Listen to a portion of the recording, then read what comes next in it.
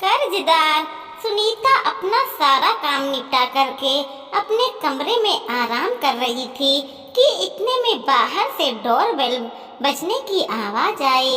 आवाज सुनते ही सुनीता बड़बड़ाती हुई दरवाजा खोलने गई, लेकिन दरवाजे पर शायद कोई बेसब्री से इंसान खड़ा था।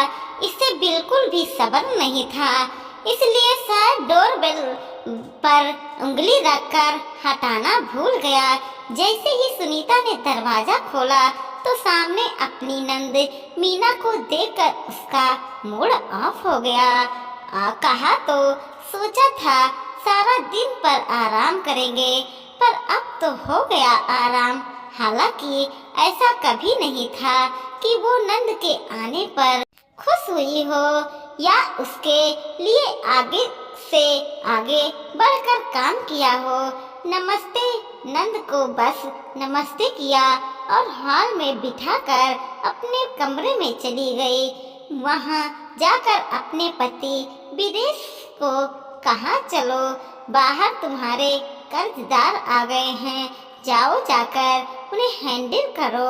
उसकी बात सुनकर के विदेश हैरानी से बोला, कर्जदार?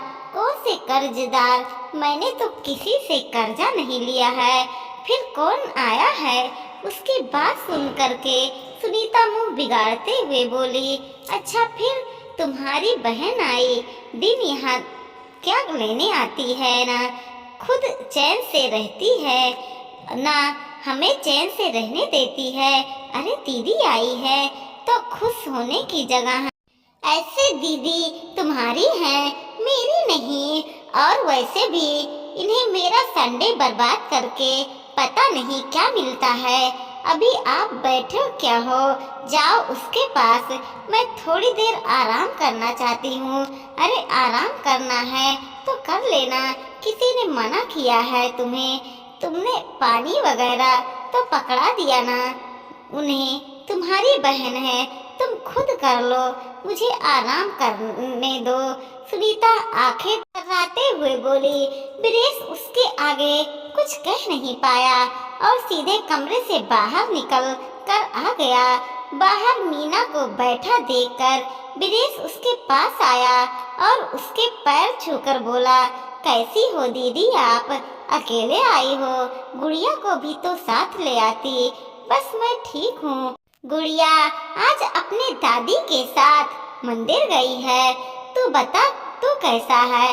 मैं ठीक हूँ दीदी, आप बैठो जरा, मैं आपके लिए चाय पानी लेकर आया। मीना ने कुछ कहा नहीं, जानती थी कि उसका आना सुनीता को बिल्कुल पसंद नहीं था, पर भाई के प्यार का मोह था, उस मोह से बधी हुई थी, इसलिए हर महीने एक बार जरूर उससे मिलने आ जाती थी। मीना 15 साल की और ब्रेस 10 साल का था जब मम्मी पापा की डेथ हुई थी। माँ बाप की मौत के बाद ताऊ जी ताई जी ने तो रखने से मना कर दिया। आखिर नाना नानी ने उन्हें अपने घर में शरण दिया, पर वह मामा को ये बात पसंद नहीं आई, इसलिए आए दिन घर में क्लेश मचा देती। घर का अधिकतर काम भी मीना पर आ गया था।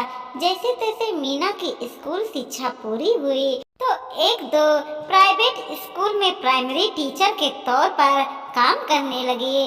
अब डिग्री तो थी नहीं, इसलिए सैलरी भी उतनी नहीं थी, पर जो भी था स्वाभिमानी को बचाने के लिए काफी था और बस एक सपने के अपने भाई को पैरों पर खड़ा कर दे। इधर तो उसकी मामी ने उसकी शादी की ही लगा दी, ऊपर से नानी भी चाहती थी कि उसके जीते जी मीना की शादी हो जाए तो बेहतर है। आखिर उन्हें मीना के लिए मनीष पसंद आया और मनीष के साथ उसकी शादी कर दी।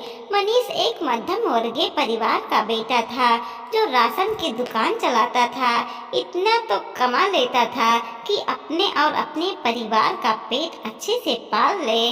ऊपर से मीना भी टीचर थी, दोनों पति पत्नी मिलकर घर को अच्छे से संभाल रहे थे।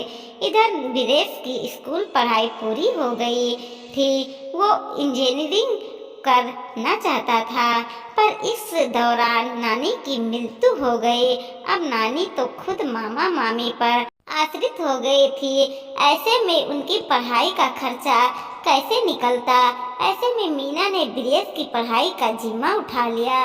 इसके लिए मीना होम ट्यूशन तक लेने लगी थी।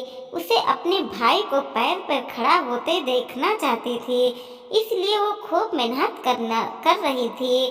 पर उसे खुशी इस बात की थी कि मनीष और उसके सास ससुर ने कभी उसे उसके लिए रोका नहीं, बल्कि मिलजुल कर सब घर संभालते थे। इस कारण ब्रिजेश अपनी दीदी जीजा को बहुत सम्मान करता था और आखिर उनकी मेहनत रंग लाई। ब्रिजेश पढ़ लिख कर इंजीनियरिंग बन गया और एक मल्टीनेशनल कंपनी में जॉब करने लगा। वहीं उसे अपने साथ काम करने वाली सुनीता पसंद आ गई और उसने सुनीता से शादी कर ली। सुनीता को मीना का घर पर आना बिल्कुल पसंद नहीं था। उसे लगता था कि ये लोग लोअर क्लास को बिलोंग करते हैं, उनका कोई स्टैंडर्ड नहीं है। कहाँ सुनीता और ब्रिजेश का अच्छा खासा पैकेज और कहाँ मीना, उसके पति मध्यम वर्गीय परिवार के लोग। कहीं से कहीं तक कोई मेल ही नहीं था। ये बात मीना भी अच्छे से समझ रही थी। इस कारण उसने धीरे धीरे ब्रिजेश के घर आना कम कर दिया। जब सुनीता और ब्रिजेश ने अपनी नई प्लॉट पर का मुहूर्त किया, तब मीना अपने साथ सुंदर बंधनवार लेकर आई थी। साथ ही नीम के पत्ते और अशोक के पत्ते को बंधनवार अपने हाथों से बना कर लाई थी। खुशी खुशी वो उसे बंधनवार को घर के मुख्य द्वार पर लगाने लगी तो सुनीता ने टोक दिया, ये आप क्या कर रही हो, इसे यहीं क्या लगा रही हो। अचानक सुनीता के टोकने पर मीना एक पल के लिए बंधनवार लगाती लगाती रुक गई, पर फिर बोली, सुनीता, ये पत्ते के बंधनवार तो बहुत शुभ होते हैं, इन्हें दरवाजे पर ही लगाया जाता है। हर शुभ कार्य में तुम्हारी हिंदू संस्कृति के हिसाब से इन्हें मुख्य द्वार पर लगाया जाता है, जिससे सकारात्मक ऊर्जा घर में आए और घर में सुख संपत्ति यश कीर्ति और शांति का वश हो। मैं नहीं मानती इन सब ढोकलों को। आप दरवाजे पर ये ओल्ड फैशन चीजें नहीं लगाएंगी। आपको आपका नेक चाहिए ना, मैं आपको दिलवा दूंगी, पर भगवान के लिए मेरे घर को गंदा मत कीजिए। सुनीता की बात सुनकर मीना हैरान रह गई, पर यह नेक लेने नहीं आई हूँ। आप ये सब क्यों कह रही हैं? आप समझ में आता है, कोई भी नंद अपना नेक नहीं छोड़ती, सभी इसी लालच में ये सब करती हैं। मीना कुछ कहने को हुई, तब उसका ध्यान मनीष की तरफ गया। मनीष ने इशारे से बंधनवार लगाने के लिए मना कर दिया। मीना ने उस बंधनवारों को मन मसोद कर वापस अपने बैग में रख लिया। जब ये बात ब्रिजेश को पता चली तो दोनों वहाँ रिश्तेदारों के सामने ही लड़ पड़े। ये देखकर मीना को बिल्कुल अच्छा नहीं लगा, तो उसने उन दोनों को चुप करवाने की कोशिश की, पर सुनीता ने उस पर ही इल्जाम लगाते हुए कहा, अब तो मिल गई आपको तसल्ली। मेरे घर की शांति भंग करके मन को बड़ा सुकून मिला होगा। आपको क्या लेने के लिए आप ऐसी हरकतें करती हो? बेवजह मेरा जीना दुश्वार कर रखा है। इतना सब कुछ हंगामा हो जाने के बाद मनीष जी मीना को लेकर घर आ गए। उस दिन के बाद मनीष जी ने तो कभी भी उनके घर पर कदम नहीं रखा, पर मीना तो भाई के प्यार से बंधी हुई थी, इसलिए अब महीने में एक बार ही आती थी। इतने में ब्रिजेश चाय बनाकर ले आया। मीना ने चाय पी और थोड़ी बहुत इधर उधर की बातें की, वहाँ से रवाना हो गई। ब्रिजेश अभी दरवाजा बंद करके हटा ही था कि इतने में सुनीता ने आकर कहा, आज क्या लेकर गई है तुम्हारी बहन? यहाँ से दे दिया उसे पैसे। तुम्हारी सोच कितनी खराब है सुनीता। तुम्हें ये क्यों लगता है कि दीदी मुझे लेने ही आती है, जबकि वो मेरे हाथ से 100 रुपये भी नहीं लेती। अरे इतने हमेशा मुझे दिया है, वो मुझसे क्या लेकर जाएगी। उसकी बात सुनकर सुनीता मुंह बनाती हुए बोली, अगर तुम्हारी बहन पुरान हो गया हो तो जरा मुझे भी शॉपिंग करवा दो। अगले हफ्ते मेरे भतीजे नोनू का मुंडन समारोह है, उसके लिए महंगे गिफ्ट तो लेकर जाऊंगी। बीरेश ने ज़्यादा कुछ जवाब नहीं दिया और दोनों शॉपिंग के लिए कुछ देर बाद रवाना हो गए। सुनीता अपने भतीजे के लिए सुंदर सुंदर गिफ्ट लेकर आ गई। अगले हफ्ते वो अपने भतीजे के मुंडन समारोह में अपने महंगे गिफ्ट के साथ पहुंची। मुंडन से पहले यज्ञ पूजन का आयोजन किया गया था।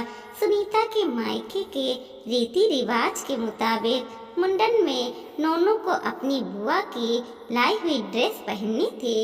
सुनीता नोनू के लिए बहुत सुंदर ड्रेस लेकर भी आए थे, लेकिन ये क्या, उसकी भाभी ने अपने मायके से लाए हुए ड्रेस अपने बेटे को पहना दी।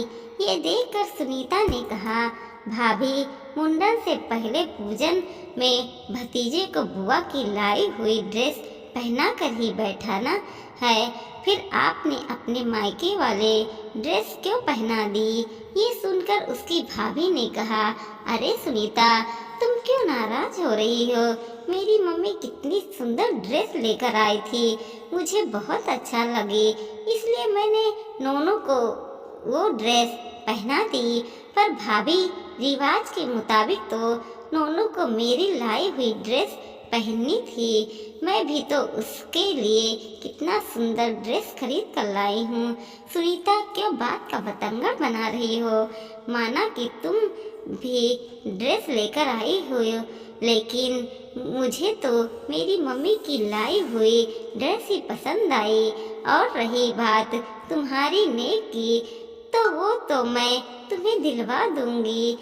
भाभी की बात सुनकर सुनीता हैरान रह गई और थोड़ी गुस्से में बोली, मैं ये सब कोई नेक के लिए नहीं कर रही। ओह कमाल सुनीता, जहाँ तक मुझे पता है नंदे ये सब नेक लेने के लिए ही करती हैं और हमेशा अपने मायके कुछ न कुछ लेने ही आती हैं। उस दिन तुमने ही तो अपनी नंद से कहा था, सब वो तुम्हारे फ्लैट के इनॉग्रेशन में आई थी। सुनीता की भाभी तो ये बात कहकर अपने बच्चे को गोद में लेकर चली गई, पर सुनीता ये सब सुनकर शॉक रह गई। आखिर उसकी भाभी ने गलत भी क्या कहा था। उसने तो अपनी आईना दिखाई थी। उस दिन से उसकी नंद जिस जगह खड़ी थी, आज वो भी उसी जगह पर खड़ी है। सच है, कर्म लौट कर आता है।